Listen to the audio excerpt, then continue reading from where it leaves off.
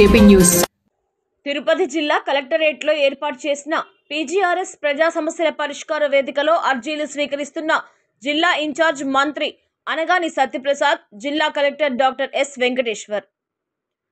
తిరుపతి జిల్లా కలెక్టరేట్లో సోమవారం నిర్వహిస్తున్న ప్రజా సమస్యల పరిష్కార వేదికలో అర్జీదారుల నుండి జిల్లా కలెక్టర్ డాక్టర్ ఎస్ వెంకటేశ్వర్, జిల్లా joint collector Shubham Bansal, municipal commissioner Narapureddy Maurya, trainee collector Sandeep Raghuvanshi, revenue అధికారి G Narasimhulu, Srikalahasti RDO Bhanuprakash Reddy, special deputy కలెక్టర్లతో కలిసి ఫిర్యాదులను స్వీకరిస్తున్న జిల్లా ఇన్ఛార్జ్ మంత్రి రెవెన్యూ, స్టాంప్స్ మరియు రిజిస్ట్రేషన్ శాఖ మంత్రి Anagani Satyaprasad, Swarnandhra at 2047 district vision action plan unit పై తిరుపతి కలెక్టరేట్లో జిల్లా అధికారులు మరియు ఎమ్మెల్యేలు, ప్రజా ప్రతినిధులతో సమీక్ష నిర్వహించారు జిల్లా ఇన్ఛార్జ్ మంత్రివర్యులు అనగాని సత్యప్రసాద్.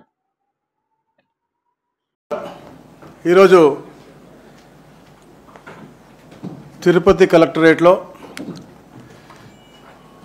గ్రీవెన్స్, దాని యొక్క రిడ్రెసల్, గత గ్రీవెన్స్ యొక్క ఏటీఆర్ యాక్షన్ టేకన్ రిపోర్ట్స్, అలాగే వాళ్ళ పబ్లిక్ ఒక పర్సెప్షన్ అన్నీ కూడా చూసుకోవడం. దాని తర్వాత మరి ముఖ్యంగా ఏదైతే గౌరవ ముఖ్యమంత్రి గారు స్వర్ణాంధ్ర 2047 అని చెప్పేసి డిసెంబర్ 13 గత సంవత్సరం లాంచ్ చేశారు.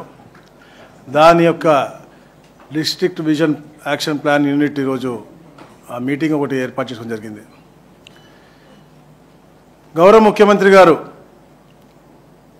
ఒక విజనరీ లీడర్, ఏదైతే ప్రధానమంత్రి గారు వికసిత్ భారత్ అని చెప్పేసి 2047 పెట్టి మనకి స్వతంత్రం వచ్చిన 100 సంవత్సరాల తర్వాత, అంటే ఒక శతాబ్దం తర్వాత ఈ దేశం ఎలా ఉండాలి, అగ్రస్థానానికి ఎలా వెళ్ళాలని చెప్పి తపనతో పనిచేస్తూ ఉన్నారో, గత పరిపాలకులు చేసిన విధ్వంసాల నుంచి పునర్నిర్మించి మంచి పునాదులు వేసి ఈ రాష్ట్రాన్ని కూడా అగ్రస్థానానికి తీసుకెళ్ళాలి ఈ దేశంలో అని చెప్పేసి ఇక్కడ చంద్రబాబు నాయుడు గారు, పవన్ కళ్యాణ్ గారు పెద్ద ఎత్తున ఒక ప్రణాళికతో ఈ కార్యక్రమం చేపట్టారు.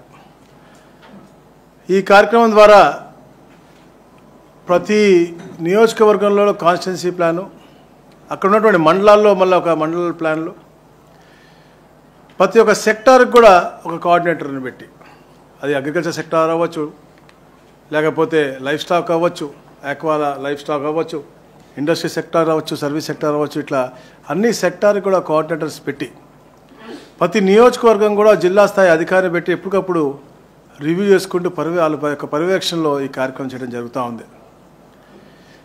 ఏదైతే 10 ఇండికేటర్స్ పెట్టుకున్నారో, చంద్రబాబు నాయుడు గారు ఎప్పుడు కూడా ఈ రాష్ట్రాన్ని జీరో పావర్టీగా చేయాలి, ఎవరు కూడా బాధల్లో ఉండకూడదు, ఆర్థిక పరిస్థితి మరీ చిన్నాభిన్నంగా ఉండకూడదని చెప్పే లక్ష్యంతో. ఎందుకంటే మీరు చూసాం గతంలో కూడా మహిళా సంఘాలు పెట్టినా, లేకపోతే ఇంకా ఇతర స్వయం ఉపాధి కార్యక్రమాలు పెట్టినా అది ఎప్పుడు కూడా తెలుగుదేశం హయాంలో జరిగినటువంటి పరిస్థితి. ఈరోజు కూడా జీరో పావర్టీ అని చెప్పేసి, అలాగే స్కిల్ డెవలప్మెంట్ అని పెట్టి, అలాగే పాపులేషన్ మేనేజ్మెంట్ అని చెప్పి 10 ఇండికేటర్స్ పెట్టి తద్వారా వచ్చే లబ్ధి గురించి కూడా అందరు కూడా ఎక్స్ప్లెయిన్ చేయటం, మరి ముఖ్యంగా ప్రాంతంలో ఉన్నటువంటి జీడిపిని పెంపొందించే విధంగా, పర్ క్యాపిటా ఇన్కమ్ని పెంపొందించే విధంగా ఈ యొక్క కార్యక్రమం కూడా కార్యాచరణ రూపకల్పన చేశారు. తిరుపతి పర్ క్యాపిటా ఇన్కమ్ ఈ రోజున 3 లక్షల పై చిలుకుంది. ఏది యావరేజ్ 2,83,000 ఉందో దానికి దాటి ఉన్నటువంటి పరిస్థితి. రాష్ట్రంలో 4వ స్థానంలో, రాబోయే రోజుల్లో ఇది అగ్రస్థానానికి వెళ్ళాలని చెప్పే లక్ష్యంతోనే ఇక్కడ అధికారులు, ప్రజాప్రతినిధులు అందరూ కూడా ఒక మంచి కార్యాచరణతో ముందుకు వెళ్తూ ఉన్నారు. మరి ముఖ్యంగా ఏదైతే P4 మా గౌరవ ముఖ్యమంత్రి గారి యొక్క బ్రెయిన్ చైల్డ్, ఇప్పుడే పెద్దలు చెప్పినట్టుగా తరతరాలకి సంపాదిస్తే దాచిపెడితే ఎవరికి ఉపయోగపడదు. ఈ తరంలో నీతో పాటు నివసిస్తున్న ప్రతి ఒక్కరికి కూడా ఏదో ఒక రకంగా ఆదుకోవాలి, వాళ్ళకి చేయూతనివ్వాలి, వాళ్ళ దగ్గర ఉన్న నైపుణ్యాన్ని మనం ఐడెంటిఫై చేసి వాళ్ళకి కొంచెం పుష్ ఇస్తే, ఒక హ్యాండ్ హోల్డింగ్ ఇస్తే తప్పకుండా వాళ్ళు రాణించి ఈ సమాజానికి ఉపయోగపడతారని చెప్పేసి ఒక ఆలోచనతో ఈ యొక్క P4 కార్యక్రమం కూడా తీసుకున్నారు. దాని మీద కూడా ఒక అధ్యయనం పెద్ద ఎత్తున చేస్తూ ఉన్నారు. ఏదైతే అగ్రస్థానంలో ఉన్నటువంటి 10% ఉన్నారో వాళ్ళని మార్గదర్శులుగా పెట్టుకుని బంగారు కుటుంబాల కింద ఉన్నటువంటి 20% అప్లిఫ్ట్ చేసే విధంగా, ఆర్థికంగా అవ్వచ్చు, చదువు పరంగా అవ్వచ్చు, వారు నివసించే పరిసర ప్రాంతాల పరంగా అవ్వచ్చు, అన్ని రకాల్లో కూడా మెరుగైన జీవన పరిమాణాలు ఇవ్వాలనే లక్ష్యంతోనే ఈ యొక్క కార్యక్రమం చేసుకున్నారు. దీని మీద పెద్ద ఎత్తున, ఎందుకంటే విజన్ అనేది ఇంతకుముందు నేను చెప్పాను 2047. ఆ రోజున విజన్ 2020 అంటే చాలామంది నవ్వారు. కానీ ఈ రోజున హైదరాబాద్ ఆ స్థాయిలో ఉంది అంటే, విదేశాలను మించిన స్థాయిలో ఉంది అంటే మన కొన్ని ప్రాంతాలు అది ఆ రోజు వేసిన పునాది. అలాగే ఈరోజు 2047 పునాది వేస్తున్నారు. అలాగే ఈ మార్పు కూడా మనిషిలో ఆలోచన మార్పు రావాలని చెప్పేసి ఈ యొక్క P4 కార్యక్రమం తప్పకుండా దీంట్లో అందరూ కూడా భాగస్వాములై ముందుకు వస్తూ ఉన్నారు. ఎవరైతే ఫిజికల్గా వాళ్ళు చేయలేకపోతా ఉన్నారో వాళ్ళకు కూడా కోఆర్డినేటర్స్ని పెట్టి, అనుసంధానకర్తలుగా పెట్టి ఈ యొక్క కార్యక్రమాన్ని పెద్ద ఎత్తున చేయాలనే లక్ష్యంతోనే ఈ రాష్ట్రంలో ప్రతి ఒక్క నియోజకవర్గంలో కూడా ఈ కార్యక్రమం చేపడతా ఉన్నారు.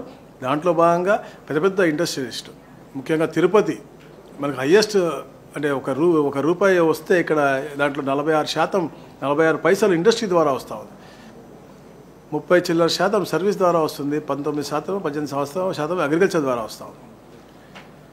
సో ఆ ఇండస్ట్రీస్ ఏదైతే ఇక్కడ ఉన్నాయో వాళ్ళ దగ్గర ఉన్నటువంటి CSR ఫండ్స్ కూడా వాడి ఇక్కడ ఈ ప్రాంత జీవన పరిమాణాలు మెరుగు చేసుకుంటూ ఇలాంటి మంచి కార్యక్రమం ఏదైతే ముఖ్యమంత్రి గారు సూచించారో వాటిలన్నింటిలో కూడా వాళ్ళని కూడా భాగస్వామ్యం చేయాలని చెప్పేసి కూడా అందరూ ప్రజాప్రతినిధులు కోరారు.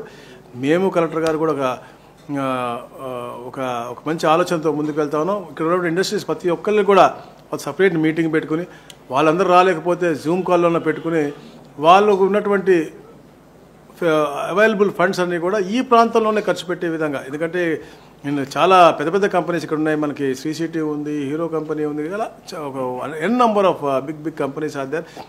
మన ఎమ్మెల్యేస్ కూడా సూచించారు. వాళ్ళందరినీ కూడా దీనిలో భాగస్వామ్యం చేసి ఈ ప్రాంత అభివృద్ధికి, అలాగే ఈ యొక్క సీఎం గారు బ్రెయిన్ చైల్డ్ P4 కూడా మేము చేస్తామని చెప్పేసి కూడా తెలియజేసుకుంటూ, అలాగే ముఖ్యంగా ఈ ప్రభుత్వం ఎప్పుడు కూడా ప్రజాహితం కోరి పనిచేస్తాం. గత ప్రభుత్వం చేసినటువంటి విధ్వంసాల నుంచి పునర్నిర్మించుకుంటూ ఈ సంవత్సరంలో అద్భుతంగా ముందుకు తీసుకెళ్తా ఉన్నాం. రాబోయే తరాలకు మంచి జరిగే విధంగా తీసుకెళ్తా ఉన్నాం. అందుకనే ఈరోజు తొలి అడుగు కార్యక్రమం, పరిపాలన తొలి అడుగు అనే కార్యక్రమంతో పాటు మేము కూడా ప్రతి ఒక్క కుటుంబం దగ్గరికి వెళ్ళి వారి సమస్యలు తెలుసుకుని ఇంకేమైనా పరిష్కరించాలా అని చెప్పేసి కనుక్కుని కూడా అవి కూడా పరిష్కరించే దిశగా మేము ముందుకు వెళ్తా ఉన్నాం. ఏదైతే సూపర్ 6 చెప్పామో ప్రతి ఒక్క కార్యక్రమం కూడా మేము పూర్తి చేస్తూ ఉన్నాం. ఫైనాన్షియల్ కన్స్ట్రెయిన్స్ ఉన్నటువంటివి చేసాం, లేనటువంటి కూడా చేసాం. ల్యాండ్ టైటిలింగ్ యాక్ట్ రిపీల్ చేసాం, అన్నా క్యాంటీన్ పెట్టాం, ఉద్యోగ అవకాశాలు కల్పిస్తాను, DSC ఇచ్చాం, ప్రతి ఒక్క కార్యక్రమం కూడా చేశాం. ఈ రోజున తల్లికి వందనం, ఎంతమంది పిల్లలు ఉంటే అంతమంది పిల్లలకి ఇచ్చిన తర్వాతనే ఈ యొక్క అకాడమిక్ ఇయర్ స్టార్ట్ అవుతుందని చెప్పాము. అట్లనే చేశాం. వచ్చే నెల రైతుకు కూడా ఇవ్వబోతా ఉన్నాం, మహిళామ తల్లికి ఉచిత బస్సు ఇవ్వబోతా ఉన్నాం, ఆటోలకి ఇస్తాన డబ్బులు 15,000 కూడా ఇవ్వబోతా ఉన్నాం, నిరుద్యోగులు కూడా అంటే ఇట్లా అన్ని కార్యక్రమాలు ప్రజాహితం కోరి. ఎందుకంటే Chandrababu Naidu is a wealth creator.